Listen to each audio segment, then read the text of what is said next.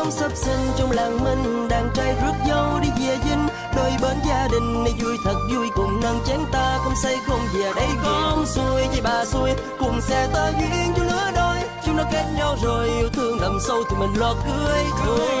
Ta hứa bên nhau đến trọn đời, bạc đầu nắng mưa không rời xa. Canh muối dưa cay là giàu sang cũng không đói giờ. Đến nói em nghe về ngày mai, giờ chồng tình nghĩa luôn có nhau. Rồi tôi nấu ruột bầu em chàng anh húp gật đầu khen ngon.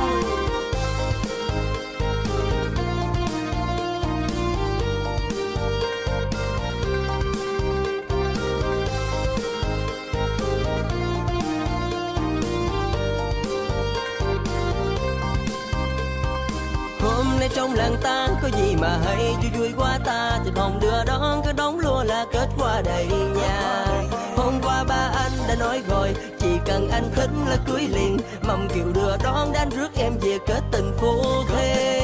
Tiếng trong sắp sinh trong làng mình, đàn trai rước dâu đi về dinh. Đôi bên gia đình này vui thật vui, cùng nâng chén ta cùng say không về. Đây có ông xuôi với bà xuôi, cùng xe tơ duyên cho lứa đôi. Chúng nó kết nhau rồi yêu thương đậm sâu thì mình lo cưới thôi. Trên sân khấu chính của chúng ta không rời xa. Cánh mũi dưa cay là giàu sang cũng không đói giờ. Đến nói em nghe như ngày mai, giờ chồng tình nghĩa luôn có nhau. Rồi tôi nấu ruột bầu em chàng anh nhất được đầu khen. Vợ chồng tình nghĩa nó biển sâu đồng cam cùng khổ, lúc nào cũng có nhau một tấm đều tranh. Có hai có tim vàng một căn nhà nhỏ như yêu thương út ngàn. Bao lâu rồi tôi say đã một ai, bắt gặp ánh mắt lên tim mình ngay dại. Trên trong nhà nổ với người thì bơi nhất đang đứng ở đây là em chứ là ai. Anh nhắm lưới thì em sẽ đóng câu, anh bắt con tôm em sẽ là mồi nhậu. Vợ chồng ta quyết chiến cả biển sâu, đồng lòng tán cạn hết ngày mưa nắng hạn. Bỏ tay khó nàng là ta có tất cả, có người ở đây ta bất cả giang sơn. Nó còn những ngày đang vàng bao hối hả, ta chỉ cần người ấy chỉ cần chỉ có say thôi. Hỏi gia đình ta bây giờ làm xuôi cho một nhà. Có bà con bác người ăn xóm này già giàu là. Nên em đừng lo, ngoài đồng giờ anh đang cấm câu. Đi cho bác luôn chịu có nồi canh chua là hết con thuyền.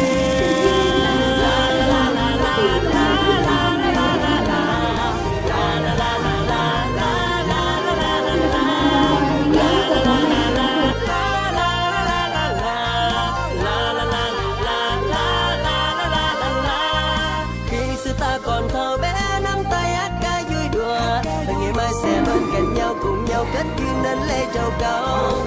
Nay em đây cũng đã lớn xanh dài bước bên anh kìa. Đâu mơ cả giàu sang chỉ mong có nhau mãi mãi về sau. Trong sắp sinh trong làng mình, đàn trai rước nhau đi về dinh. Đôi bên gia đình này vui thật vui, cùng nâng chén ta cùng say không về. Đây có ông xuôi với bà xuôi, cùng xe tơ duyên cho lứa đôi. Chúng nó kết nhau rồi yêu thương đậm sâu thì mình lo cưới thôi. Ta hứa bên nhau đến trọn đời, bắt đầu nắng mưa không rời xa. Cánh mũi dưa cay là giàu sang cũng không đói giờ. Đến nói em nghe về ngày mai, vợ chồng tình nghĩa luôn có nhau. Rồi tôi nấu ruột bầu em chàng anh hút đầu khen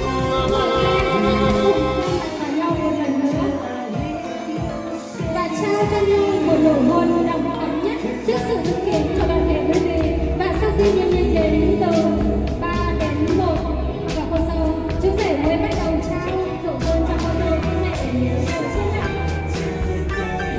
Chú rể cười rất tươi bởi vì sắp được hôn cô dâu rồi. Quý vị ơi, hãy dành một tràng pháo tay nữa để cho chú rể bắt đầu nụ hôn sâu hơn. Voucher đã ăn 80k, giảm mọi dịch vụ cùng combo voucher du lịch di chuyển mua sắm 920k và cước 1 triệu quá đã. Mở ví VNPay nhận ngay thôi. 2, 1, xin mời. Dạ vâng, một nụ hôn không kéo dài nhưng trả lời em muốn tiến xa hơn chưa? Yêu anh rồi, có anh rồi, vậy còn chờ điều gì nữa? Này là chiếc nhẫn anh muốn trao em. Chính lúc này, ngay lúc này, gật đầu làm vợ anh nhé. Vì duyên số do trời đã cho anh gặp một người để yêu thương em suốt một đời.